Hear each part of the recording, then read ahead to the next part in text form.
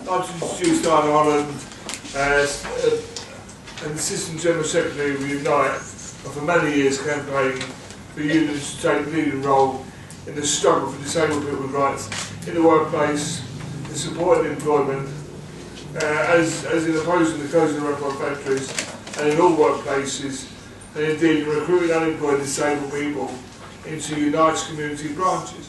Welcome, Diana. Thank you. Thanks very much. Thank you.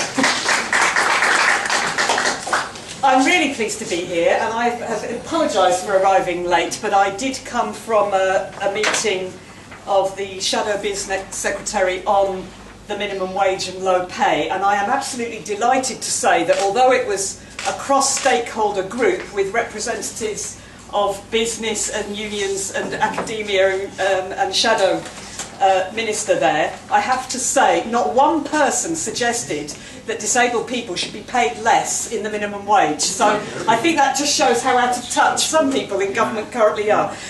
Because there was no question of that being suggested by anybody, and I think that's what I wanted to start with.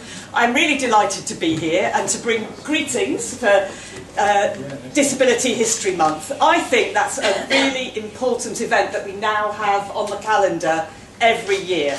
Not because we only want to think about disability discrimination and disability equality for 1 month a year, but because it's something, it gives us an opportunity to look back and see what we've achieved, where we've come from, setbacks we've faced and how we've overcome them, or ones we still have ahead of us. But also it gives us a chance to celebrate some things as well, and I think that is really important. On behalf of Unite, I am really delighted to bring the support not just of our National Disabled Members Committee, of which Sean is the chair.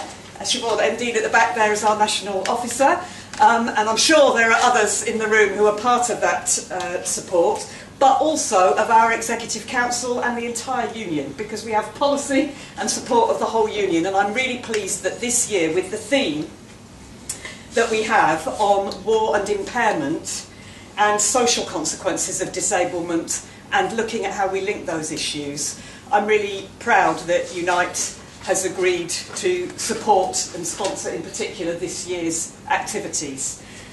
We do represent in our membership ex-servicemen and women and disabled ex-servicemen and women, and we also have, I think, over the years seen some of the advances that have happened in terms of supporting disabled people coming from initially the challenges faced by disabled ex-servicemen and women saying, what are you doing for us now? We don't want pity, we want jobs. And in government, reactions that sometimes limited support just to people who had been in the services, and other times recognising that this has got to be about disability equality more widely, which is why I think the document that's been produced and the stories that can be told as part of this theme go far wider than people might think, and I think it's a really positive and challenging theme that's been picked.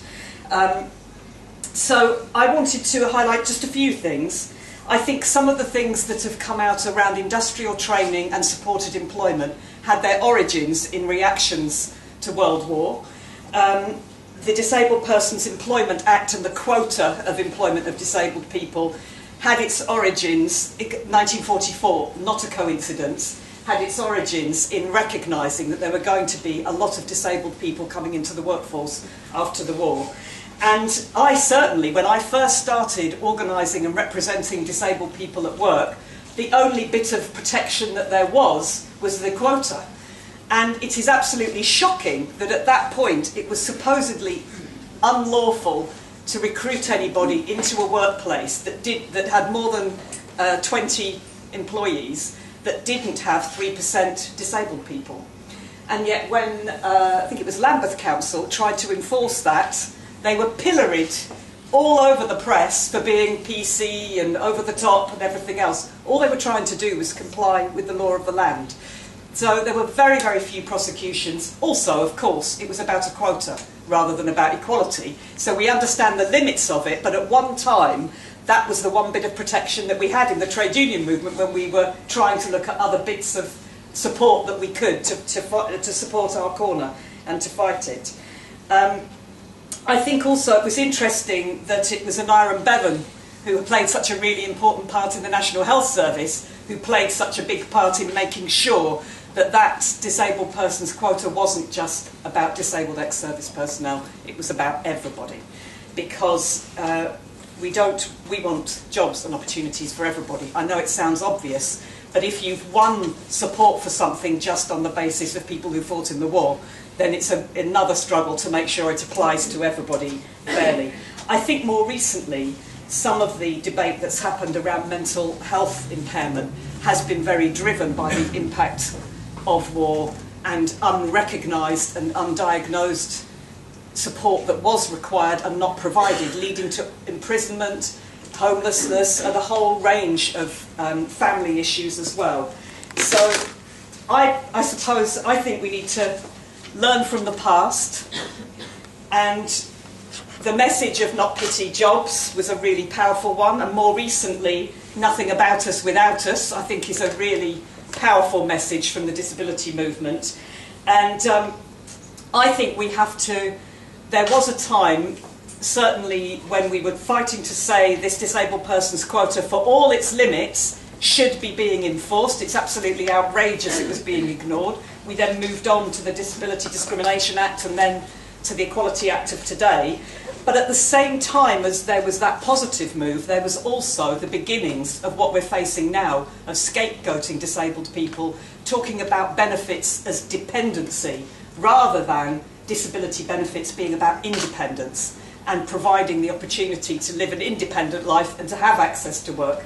And so we've continued to argue, and I suppose I'll finish on this, that we want disability equality and protection from disability discrimination for everybody, whether that disability is from birth, from civilian life, or from war.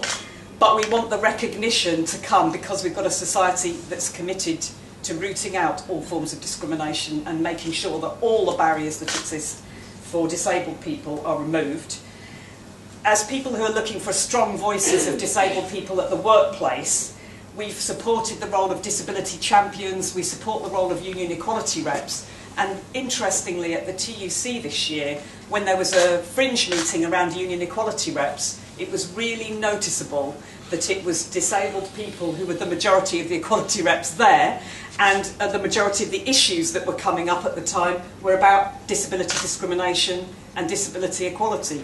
And I think that shows not just that it was because it was people's choice, it's because it's an absolutely burning need of and there's injustice going on in workplaces today.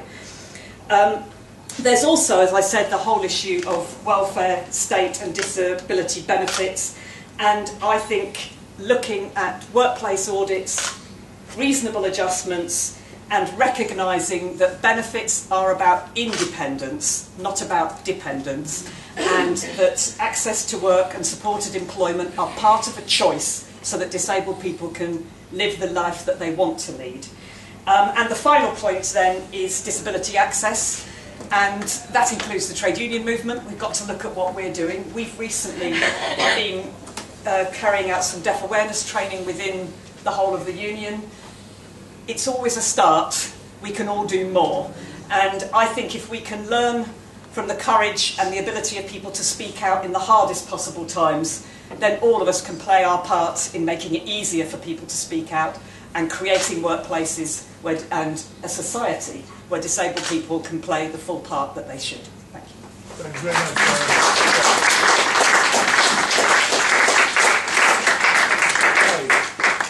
I'll just now introduce you, Catherine, in a second.